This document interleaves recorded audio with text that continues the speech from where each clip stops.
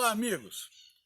Vamos hoje então fazer mais um vídeo sobre os dendróbios. Desta vez nós vamos falar um pouco do grupo dos dendróbios que eu costumo chamar, tem vários nomes, mas eu chamo dos dendróbios pendentes. Eles são pendentes por uma razão óbvia, né? São dendróbios de bulbos muito compridos e eles começam crescendo para cima e depois desce o bulbo e ele fica pendente dessa forma aqui, tá? Tem várias espécies e vários híbridos nesse grupo. Esse talvez é um dos mais bonitos. Esse é o Dendrobium anosmon. Ele é muito decorativo, ele é muito bonito. E curiosidade do anosmon é que o nome dele em grego significa sem perfume, mas ele é muito perfumado. Ele tem um cheiro assim meio de geleia de framboesa, por assim dizer, né? Ele é um dos dendróbios mais bonitos, ele ocorre nessa cor lilás. Tem ele também, deixa eu pegar um aqui. Tem ele também na cor branca, né? O Dendrobium anosmon alba. Tá, deixa eu pendurar aqui. E tem inclusive em semi-alba, tem uma cerúlea, tem várias cores diferentes, tá? Antigamente esse Dendrobium era conhecido como Dendrobium superbum, mas aí corrigiram o nome e ele virou o Dendrobium anosmon, tá?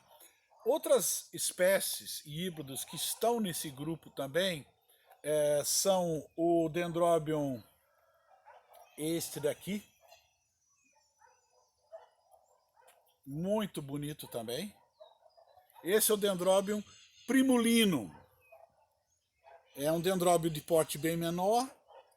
Conforme o especialista que eu consultei, ele me disse que isso não é o primulino. Aparentemente o primulino perde as folhas também, então isso provavelmente é um híbrido entre o primulino e o lodigese, mas ele se parece muito com o primulino, né?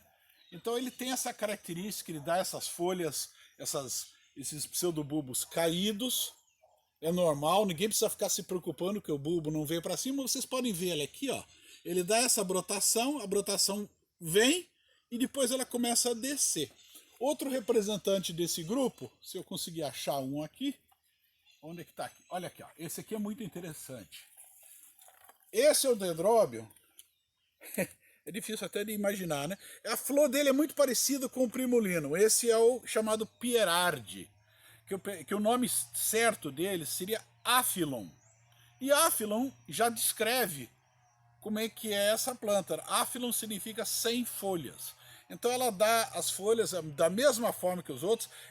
Esses bulbos aqui estão para cima porque eu segurei, normalmente ele desceria.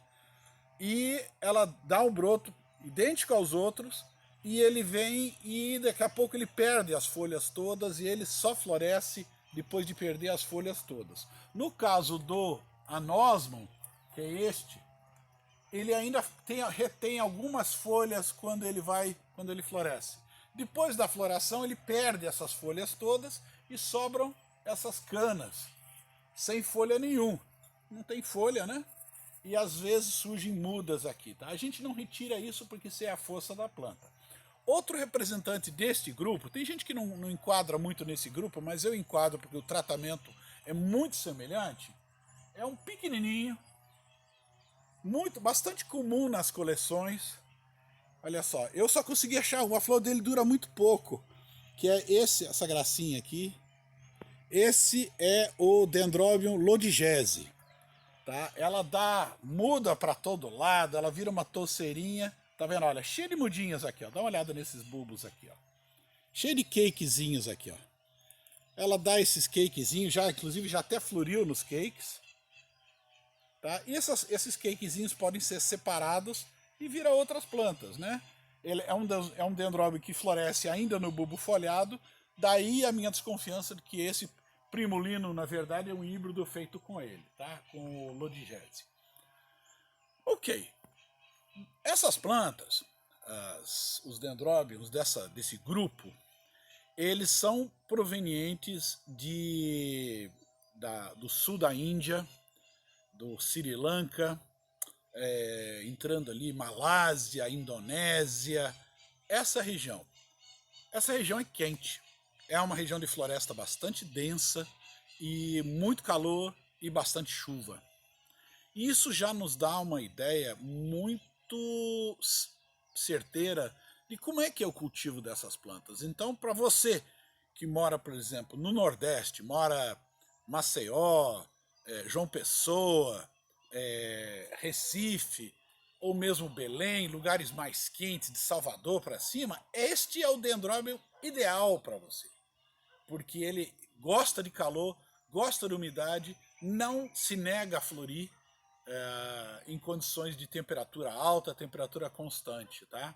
Ele vai bem tanto aqui em São Paulo, como em outros lugares, então ele é um dendróbio muito fácil de cultivar. Talvez você tenha alguma dificuldade em fazer um dendróbio ficar desse tamanho, anosmo, né?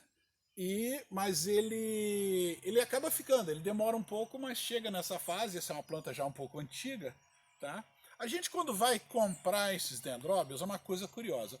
Dificilmente alguém vende um dendróbio desse tamanho, porque é difícil até de transportar. Então, normalmente os vendedores, quando vendem esses dendróbios, eles fazem esse arranjo. Eles pegam ele, colocam ele num vaso, ele fica aquele pseudobulbo, eles põem uma guia, um arame para sustentar ele aqui, e tem uma brotação, tá? E o que acontece? Se você deixar essa brotação subir, ela vai descer e pode até quebrar.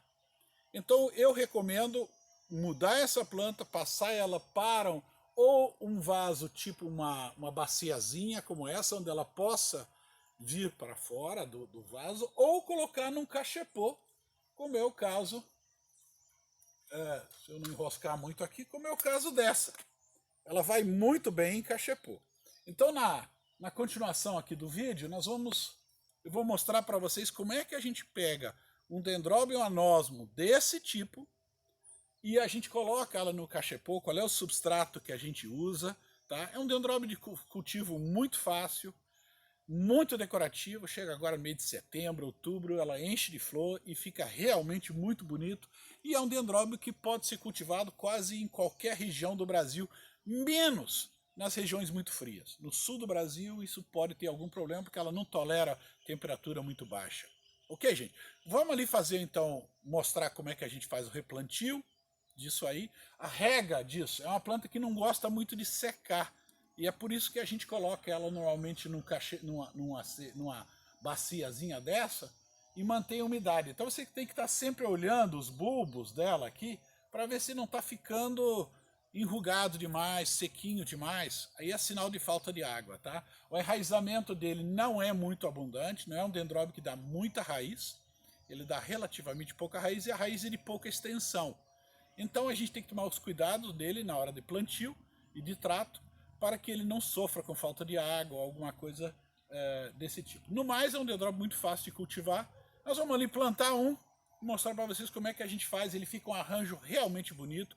Uma planta dessa, quando está no auge do crescimento da floração, é um espetáculo que não se esquece, né? Muito legal. Vamos ali então plantar um e a gente continua ali na frente. Bom, muito bem, já estamos aqui na área de plantio. Então eu vou mostrar como é que se faz o replantio de um dendróbio desse grupo do anosmo, ok? Antes de mais nada, abrindo um pouquinho um parênteses aqui, no vídeo anterior teve quem me perguntou, realmente ficou faltando essa explicação sobre a luminosidade para os dendróbios do grupo do Tissiflora e Densiflora. A luminosidade é a mesma a luminosidade que se dá às catleias. Não precisa de sol direto, também nada de sombra fechada. Ela precisa de bastante claridade, mas não exatamente o sol direto. Então, onde Cattleya vai bem, o Tissiflora e o Densiflora também vão muito bem. Com relação à adubação para essas plantas, o segredo é não exagerar no adubo. Pode-se usar um adubo, qualquer adubo recomendado para orquídea. Eu uso adubo solúvel na fórmula 20-20-20 o ano todo e funciona muito bem, ok? Se ela estiver colocado no substrato que não decompõe, tipo pedra brita, alguma coisa assim, pode-se usar um adubo orgânico sem qualquer problema, ok? Só para fechar o assunto lá dos Tissiflora e Densiflora.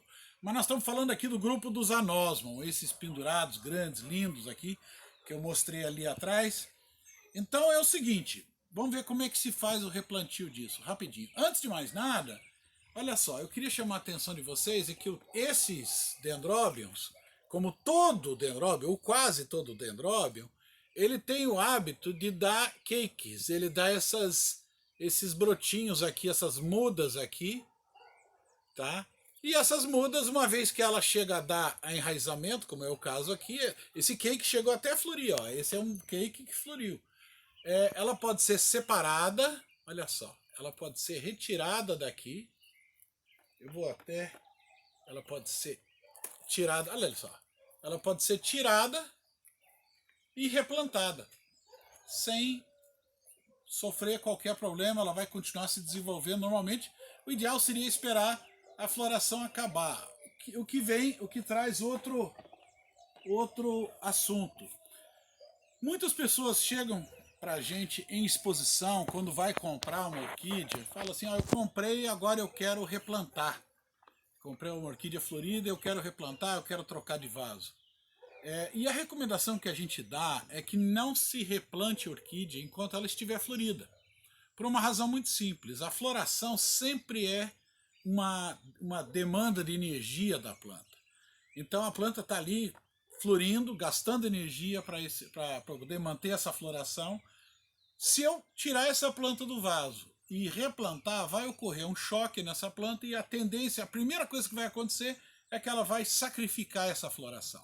Então, o conselho que eu dou, curta a floração, espera acabar de florir, depois que ela florir, aí você vai pensar em mudar, desde que ela tenha, como é o caso dessa nossa amiga aqui, desde que ela tenha essa brotaçãozinha vindo. Tem que estar brotada, a planta não pode estar parada, ok? Bom, muito bem.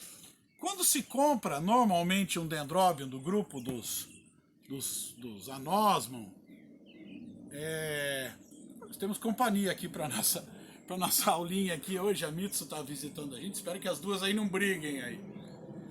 Normalmente ela vem num vaso plástico, isso porque para o comércio é muito difícil trabalhar com a planta pendurada desse jeito. Então o que eles fazem? Eles fazem um artificialismo, eles colocam um arame aqui que leva essa planta para cima, às vezes ela dá um arco, tá? E fica até bonitinha ali daquele jeito, mas não é o natural dessa planta. E nós queremos, ao replantar isso, nós queremos que essa planta siga o mais próximo possível da condição natural dela, e não é desse jeito. Então essa brotação que está vindo aqui, certamente não vai seguir esse padrão, ela vai tender a cair como todo Dendrobium anosmon ou Pierardi faz, ela tende a descer. Então quando se compra um dendróbio normalmente desse tipo, ele vem num vaso sustentado por um tutor, e a gente quer colocar ela num vaso onde ela possa formar essa cascata de flores que está aqui. Então aí vocês escolham, dependendo do tamanho da planta, vocês podem manter ela no vaso plástico, talvez não seja a melhor alternativa. Tem muita gente que está usando esse tipo essa cumbuquinha, essa baciazinha aqui, para cultivar os dendróbios desse grupo. Vocês podem ver que esse grandão aqui está num vaso desse, tá? É um vaso mais largo, mais baixo, tá? Permite que a planta fique durante muito tempo nesse vaso. Ou ela pode ser também num vaso de barro, eu não tenho nenhum aqui, mas vaso de cerâmica pode ser o mesmo padrão, não precisa nem ter todos aqueles furos do lado. Pode ser um vaso não muito alto, tá? Um vaso mais largo e mais baixo. E muita gente usa, e eu também gosto muito de usar, o cachepô de madeira. O cachepô de madeira, a planta se desenvolve muito bem, ela fica anos e anos a fio, e depois um dia, quando eu quiser replantar isso aqui, eu não preciso nem me preocupar em tirar daqui, eu simplesmente coloco ele num cachepô maior, né? Então, eu vou tirar essas plantas do vaso, vou colocar no vaso, nesse substrato novo. Vou mostrar para vocês como é que é o substrato que eu estou usando aqui. O substrato que eu vou usar é o substrato tradicional, não tem nenhuma novidade. Esse aqui eu já mostrei em outro vídeo para vocês. É uma mistura de casca de pinos, carvão e esfagno, esse musgo rosa, tá? Colocado na proporção de umas 5, 6 partes de casca de pinos, uma parte de carvão e 1 ou 2 partes de esfagno, dependendo da sua condição local. Se você vive numa região mais seca, você pode colocar mais esfagno, porque ela ajuda a segurar um pouco a umidade. Então a gente pega essa planta que veio aqui do comércio, Pega um alicate. Vamos ver se não dá muito trabalho isso. Tira ela, solta ela aqui desses araminhos que estão prendendo ela aqui. Porque eles amarram, eles vão fazendo um totoramento da planta e vão obrigando ela a seguir esse arame. Porque senão ela no começo fica muito difícil, né? Você trabalhar com uma planta que está toda pendurada para baixo, né? Não dá. Então vem aqui. Pronto, agora a gente vai tirar a planta. Notem aquilo que eu sempre chamo a atenção. Tem que estar brotada, a planta tem que estar crescendo. Vou mostrar aqui para vocês, vamos ver se a gente consegue dar um close. Vou mostrar aqui, ó. Aqui, ó. A planta até que tem pouca raiz, olha só. Ela está começando a dar raiz agora. Começando a dar um enraizamento. Então, aí o que eu vou fazer com ela? Eu vou pegar essa muda, não vou tirar esse torrão. Vou procurar manter esse torrão o máximo possível. Para justamente não prejudicar a planta, tá? Coloca a planta centralizada nesse cachepô. Olha só, o cachepô tem uma parte alta e uma parte baixa, né? A gente coloca ele meio assim, ó, com ela vindo aqui para a parte mais baixa. E aí pega-se o substrato e deixa cair o substrato aqui. Vamos colocar aqui, aperta, não precisa apertar demais, não precisa usar palito para ficar apertando, ela não gosta de substrato muito apertado, tá? Empurra ela um pouquinho para cá, aqui, pode apertar com os dedos mesmo, sem problema, coloca aqui, ok, então ela tá aqui, ó, ela tá já instalado no cachepô, pronta, não precisa ficar fazendo, não tem nada de complicado, tá? Essa brotação tá vindo aqui. Muito bem. Aqui agora entra um segredinho, né? O segredinho mais comum, mais conhecido do mundo, né? Nós queremos que essa planta, que essas hastes que vão sair aqui, que ela caia todo para o mesmo lado, para formar como se fosse uma cachoeira, uma cascata de bulbos na hora que essa planta der a primeira floração. Se eu mantiver ela assim, a tendência dela vai ser sair para cada lado, ela sai uma brotação, ela vai dando várias brotações e vai saindo uma para cada lado. Então, qual é o segredinho aqui? A gente vai pegar o arame, que a gente vai colocar no cachepô para poder pendurar essa planta. Obviamente é uma planta que tem que ser pendurada, e a gente pega esse cachepô, esse arame, e a gente pega duas hastes dele, ele vem com 4 perninhas, a gente pega duas e corta ele um pouquinho mais curto. Então deixa 2 curtos e 2 mais compridos, ok? Agora sim, agora a gente vem e entorta ele aqui, entorta ele aqui, e vocês vão ver o que vai acontecer. Olha só, aqui a gente abre ele aqui, ajeita aqui, e a gente coloca ele no cachepô, os dois compridos de um lado, isso, e os 2 curtos. Espero que eu tenha feito a coisa certa aqui. E os 2 curtos do outro lado.